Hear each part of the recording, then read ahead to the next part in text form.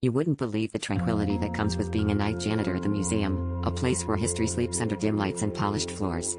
It was my sanctuary from the chaos of the outside world until the silence was interrupted. It began as a faint whisper, barely audible over the hum of the air conditioning, but it grew louder each night. The exhibits, statues, paintings, and artifacts were whispering, sharing stories of lives they claimed to have lived.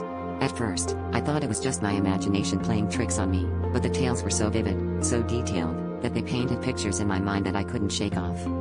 I found myself drawn to a particular exhibit, a collection of ancient Egyptian artifacts.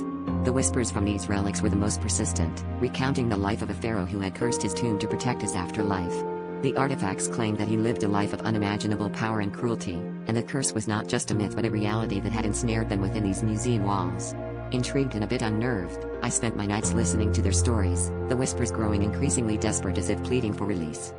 One night, as I dusted the large sarcophagus at the center of the exhibit, the whispers turned into a cacophony of voices, all speaking at once, demanding that I open it. My heart raced, but an inexplicable compulsion drove me to slide the glass case open. As my fingers brushed the cold stone, the noise ceased, replaced by an ominous silence, heavier than any I'd felt before. I hesitated but couldn't stop myself from lifting the lid. The air grew thick and oppressive, and the ground seemed to shift beneath my feet. The sarcophagus was empty, but the whispers returned, now inside my head, echoing with a chilling clarity. The pharaoh's voice, dominant and commanding, told me that I had set him free and in exchange, I would take his place. Panic surged through me as I felt an invisible force pulling me into the empty stone cavity. I struggled, but the pull was relentless, dragging me into the cold embrace of the sarcophagus. As the lid sealed shut above me, I realized the truth.